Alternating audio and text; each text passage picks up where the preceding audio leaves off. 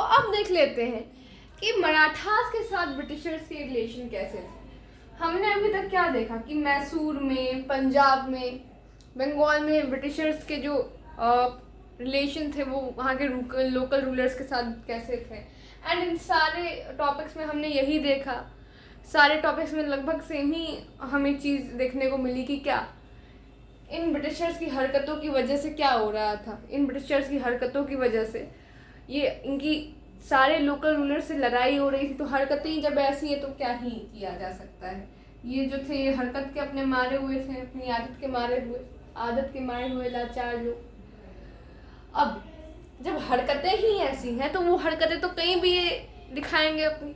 Same चीज़ उन्होंने मराठास के साथ की। मराठास के साथ भी इन्होंने अपनी हरकतें दिखाई कि देख लो हम ऐसे ही हैं। मराठास के साथ जैसे बाकी लोकल रूलर्स के साथ वॉर हुई, इस बात पे इनके हरकतों पे, इनकी वजह से, इनके ये जैसे थे इनके कामों की वजह से मराठास के साथ भी इनकी लड़ाई हो गई।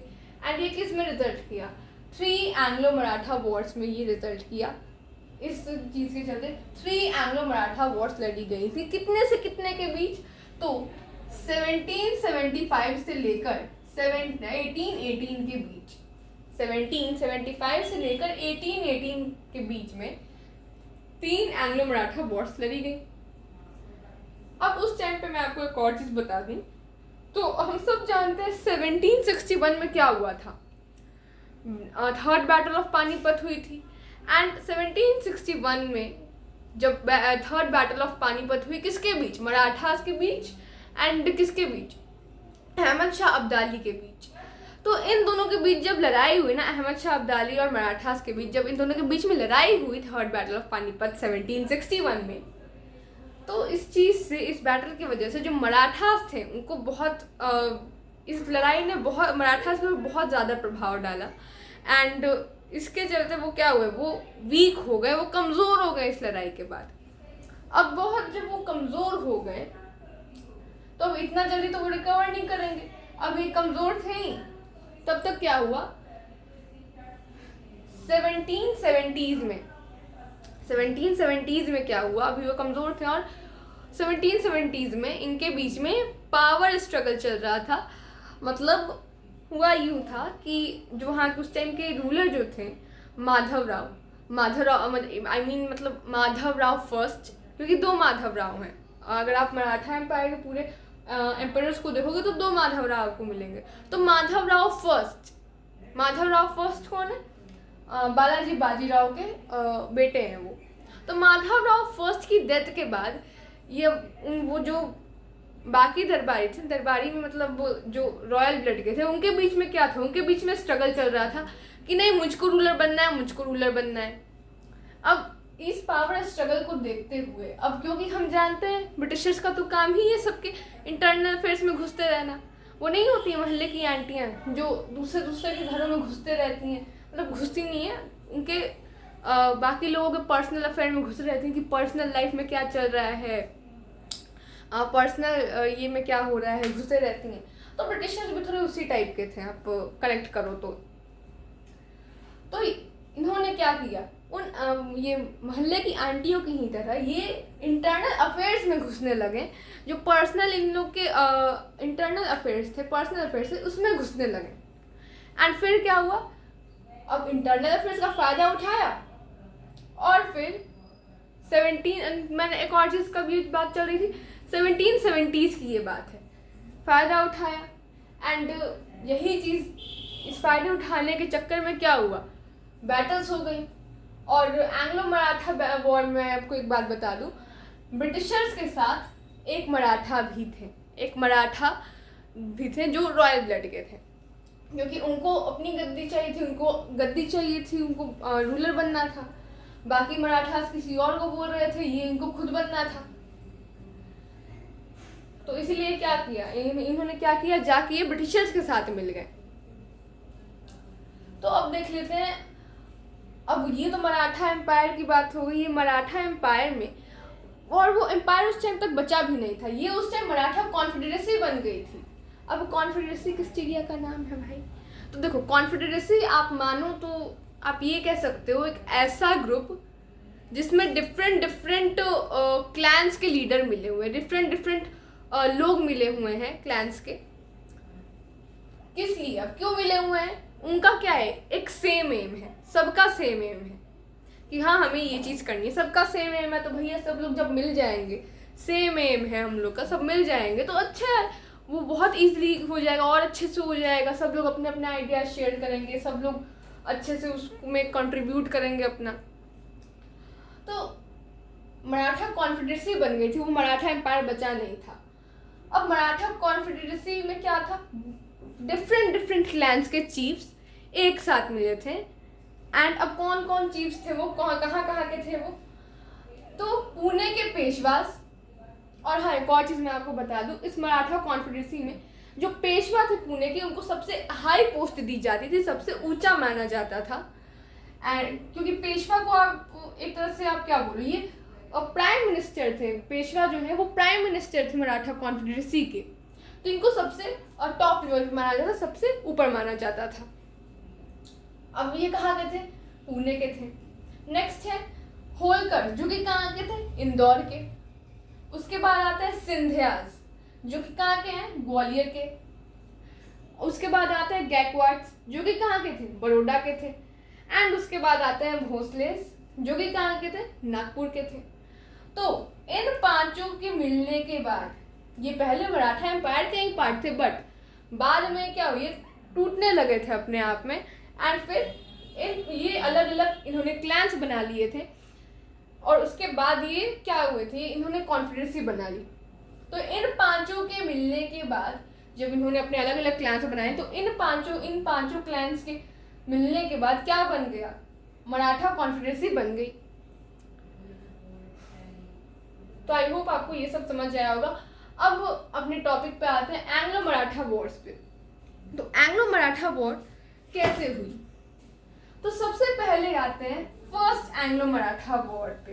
तो फर्स्ट एंग्लो मराठा वॉर हमारी कब हुई, जो 3 एंग्लो मराठा वॉर्स हुई, उनमें जो हमारी फर्स्ट एंग्लो मराठा वॉर है वो हुई,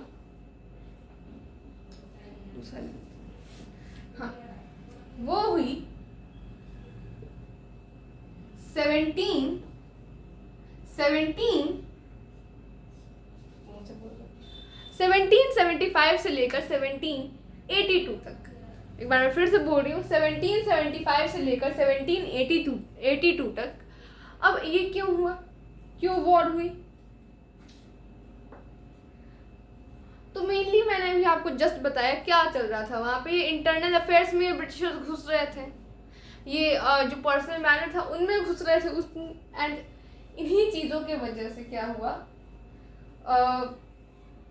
बैटल हो गई। तो अब क्या किया जा सकता था,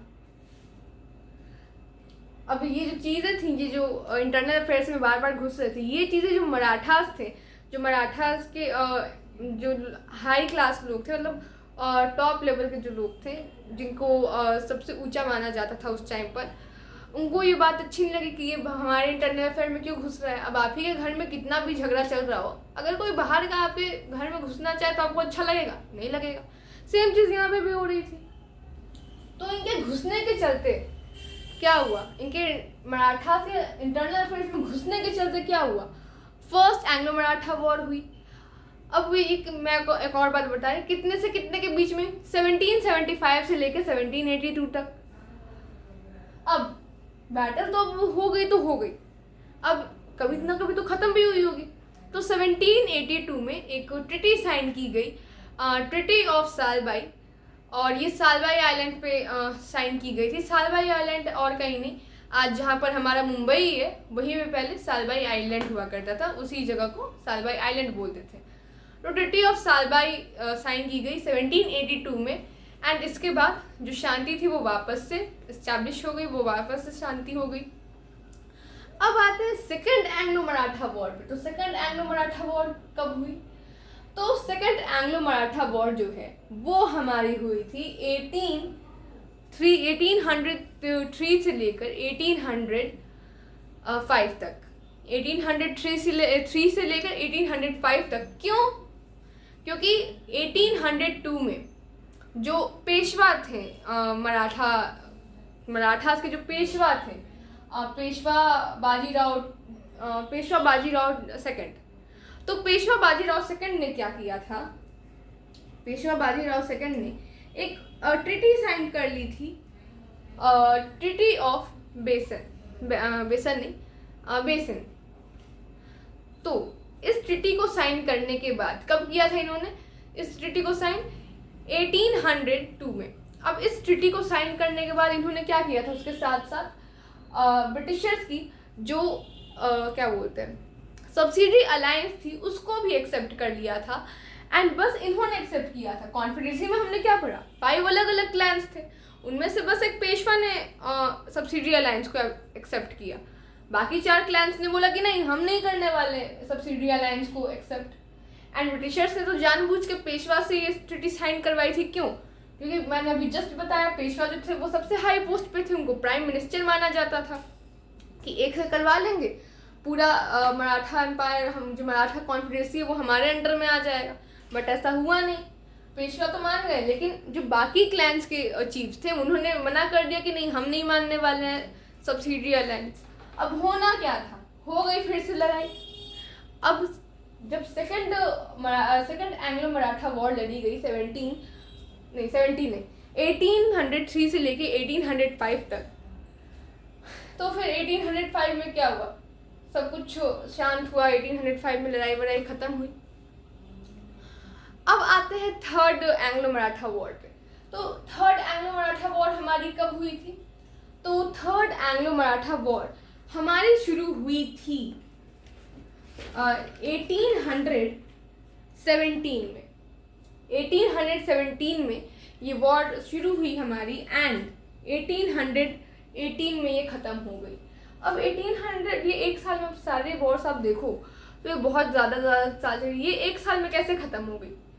तो थर्ड एंग्लो मराठा वॉर में बेसिकली हुआ ये था कि ये जो वॉर थी, इस वॉर के चलते जो मराठा कॉन्फेडरेसी थी वो ब्रिटिशर्स के अंदर में कम्प्लीटली आ गई थी। ब्रिटिशर्स ने कम्प्लीटली मराठा एम्पायर के ऊपर क्या कर लिया था, अपना कंट्रोल कर लिया था। इन्होंने पहले बात तो क्या किया, जो पेशवा थे उस टाइम के मराठास के, जो उस टाइम के पेशवा थे, उनको क्या किया, उनकी पोस्ट से हटा दिया एंड उनको कहाँ भेज दिया, बितुर नाम की एक जगह पे भेज दिया। किधर? बितुर नाम की एक जगह पे भेज दिया, जो कि आज के टाइम पे कहाँ है, कानपुर के पास में है। अब ऐसे ही तो भेजा नहीं होगा, पेशवा थे तो उनको पेंशन वेंशन दे दी गई और बोला गया कि तुम जाओ, भितुर जाओ कानपुर के पास में, एंड अब जो रूल है वो हम करेंगे। अब पेशवा ने, तो हमने पढ़ा है कि सेकंड एंग्लो मराठा वॉर क्यों हुई, क्योंकि उन्होंने सब्सिडी अलायंस एक्सेप्ट कर ली थी ब्रिटिशर्स की। अब लेकिन बाकी क्लैंस ने नहीं की थी। तो इस थर्ड वॉर में, इस थर्ड एंग्लो मराठा वॉर ने क्या हुआ, जो बाकी के क्लैंस थे, पेशवा तो गए ही अपने पोस्ट से, लेकिन जो बाकी के क्लैंस थे, जो होलकर्स थे, सिंधियास थे, गैकवाड्स थे, भोसलेस थे, क्या हुआ, इनको सब्सिडी अलायंस साइन करवा दी गई। इन्होंने खुद से नहीं किया, इनको करवाई गई जबरदस्ती। तो इस तरह क्या हुआ, धीरे धीरे अभी ऐसे ही चलता रहा। और उसके बाद जब सबने सब्सिडी अलायंस अपनी उनकी ब्रिटिशर्स की एक्सेप्ट कर ली, तो पूरा मराठा एम्पायर जो था वो क्या हुआ, वो ब्रिटिशर्स के अंडर में आ गया। एंड ऐसे ही करते करते अभी हमने देखा कि कैसे इनने मैसूर में, कैसे पंजाब में मराठास मेनली कहाँ के थे, वो महाराष्ट्र के थे, लेकिन इन्होंने क्या किया, मराठा एम्पायर इस्टेब्लिश पूरे इंडिया में किया था। मराठास के साथ बंगाल में कैसे इन्होंने धोखेबाजी करके क्या किया, इन्होंने इंडिया पे कब्जा किया। बंगाल के भी केस में आप देखोगे तो इन्होंने क्या किया था, धोखेबाजी ही तो की थी। इन्होंने क्या किया था, मीर जाफर को मिला लिया था अपने साथ, और इसीलिए तो सिराजुद्दौला हारे भी। तो खैर, अब मिलते हैं अगली वीडियो में एंड आगे के टॉपिक्स को हम उसमें कंप्लीट करेंगे।